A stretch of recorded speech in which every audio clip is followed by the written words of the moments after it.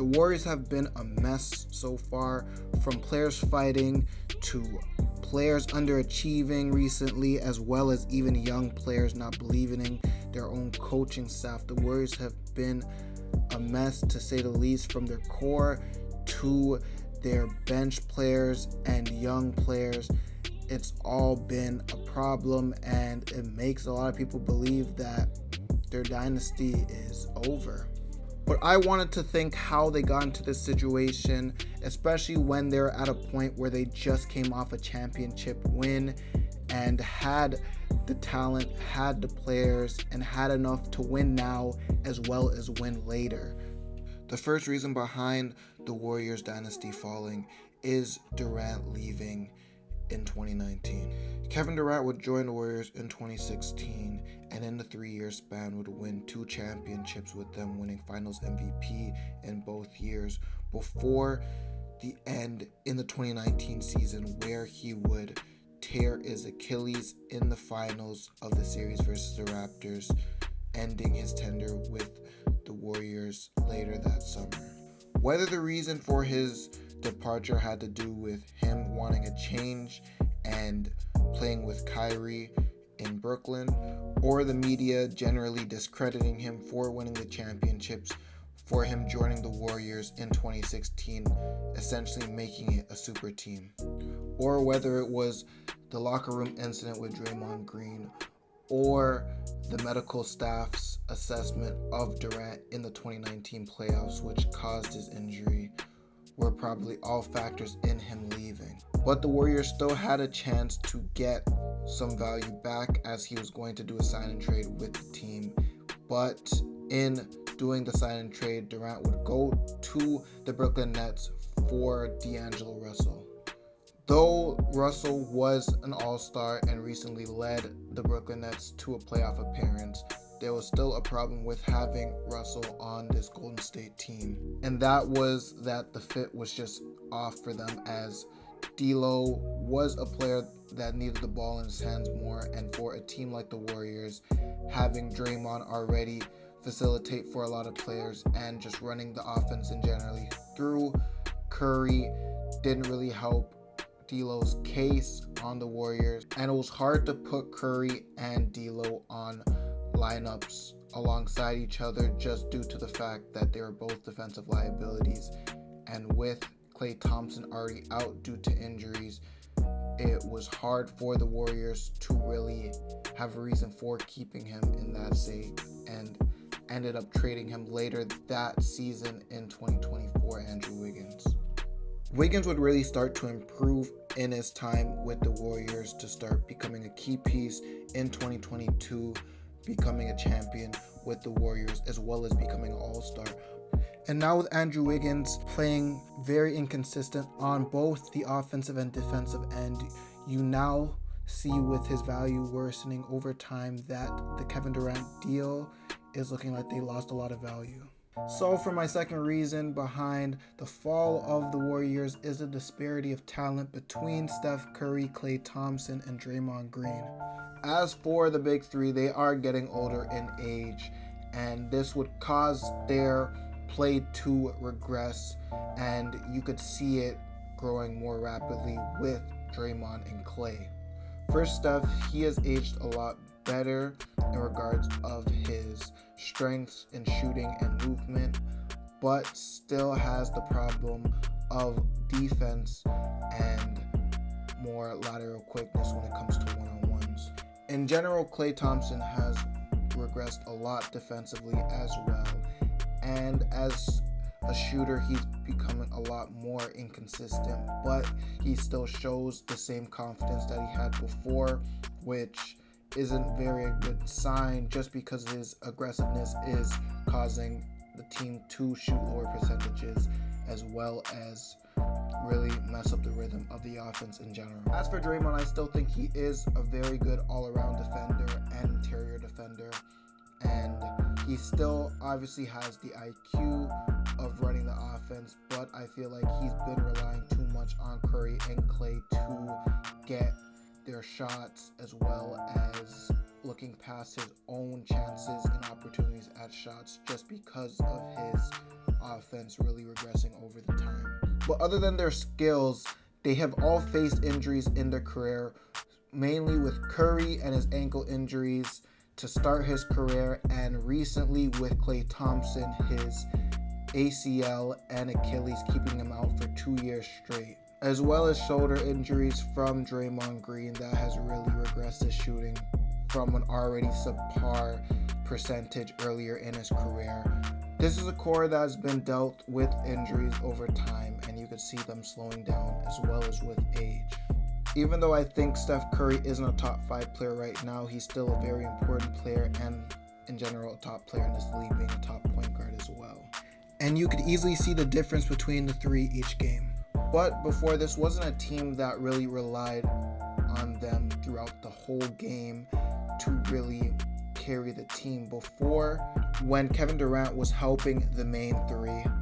their team before was really balanced top to bottom, as their motto back in the day was strength in numbers, meaning they had a lot of depth. With their starters being Andrew Bogut and Harrison Barnes, with their bench also including an Andre Iguodala that could start on a lot of teams, as well as Sean Livingston and Leandro Barbosa, with even players like Festus Ezeli that would step up as a backup big in certain times for them. They had a real lineup with depth. And that was one of the main reasons why they won a championship back in 2015, as well as had their record-breaking regular season at 73-9. And due to the Durant signing, they had to lose a lot of that depth in general. And since Durant is now gone and that led into Wiggins, they still have money built up for Durant, but not as much value. So now they have to make a lot of valued moves where a lot of players are going to have to come on lower contracts and taking significant pay cuts to win them a championship. Yes, it has worked recently as they won a championship in 2022, but hasn't worked since, and they're still trying to recoup what they lost with Durant. But Wiggins isn't taking up all their money. There is still some money within the cap space that was sent to other parts of their roster, and now you're wondering what happened to that. And that goes into my third issue with the team, and that's their development of their younger players. In the stint of where Durant did leave and they had a massive hole to fill in their roster, they essentially did not really fill it, as the next year would be more of a rebuilding year for them, as Klay Thompson was also hurt with an ACL tear. And in that season, they would get the second pick and end up drafting James Wiseman in the 2020 draft. And the Warriors would get more chances at the lottery, as the very next season they would have 2 lottery picks in the 7th and 14th, where they would pick Jonathan Kuminga with the 7th and Moses Moody with the 14th. This is a lot of value for a team that was kind of supposed to be contending and still had the core 3 of Draymond, Klay, and Steph. That is still a playoff team when fully healthy. And even with Jordan Poole emerging as a rotational piece for the Warriors, it really seemed like they had the best of both worlds, where they could try and compete now as well as later with the development of the younger talent. But in the Warriors' 2022 championship run, Jordan Poole was the only young player that was a key contributor for their team. But the rookies at the time in Jonathan Kuminga and Moses Moody was getting minimal playing time during the playoffs as well as the regular season, even though the reasoning for this happening was mostly because of the depth that they acquired over that season, as well as them still not being used to the system that the Warriors was running, was easy to say. But with James Wiseman, he more got set back due to injury. But this was really minimal of a problem at the time, knowing that they still had Jordan Poole as a young and upcoming player. And the Warriors would reward Jordan Poole for his efforts in the playoffs with a 4-year, $128 million contract. But the dynamic of the Warriors would change in an infamously known incident with Jordan Poole and Draymond Green in training camp. But Jordan Poole's play would decline over that time, and even simple stuff just like his shot IQ and his effectiveness on the court would be lessened, as well as his weaknesses would be shown a little bit more, as he is still not a good defender to this day. But to focus on the other young players, first with James Wiseman, as he was the second overall pick, he was really set and projected to be the next dominant big of this league. And it looked so, as he was a very offensive-minded big that could do a little bit of everything all around the court, and with his build and athleticism really led a lot of people into believing that he would be a big of this league's era, where he could run with the rest of the team and not be a slow-footed big most of the time with other 7-footers. But I think the problem with James Wiseman coming out of Memphis was the fact that he rarely played. And this wasn't due to a lack of talent or even him being injury prone. He was just ineligible for most of the season. And with that year of development gone from his game, at least seeing a different side of basketball in the college sense, even at a slower pace,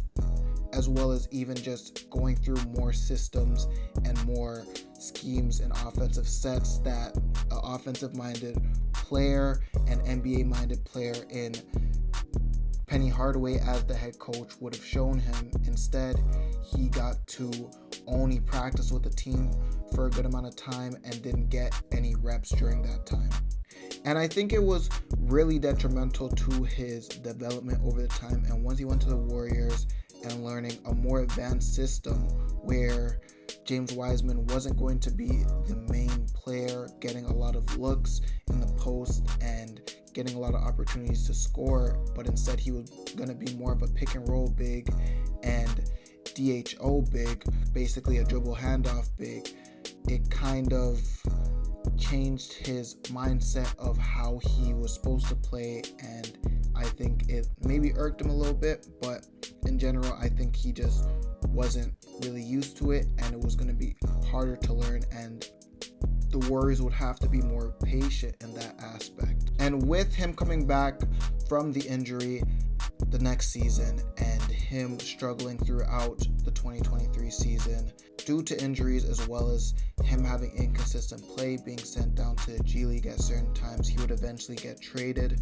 to the Detroit Pistons. And in the 2023 season, where the Warriors would go into the playoffs as a 6th seed, which is pretty low for a team that just won a championship, would win the first round in 7 games to the Sacramento Kings, but would later lose to the Lakers in a hard-fought series. They would eventually get rid of Jordan Poole in the offseason as well,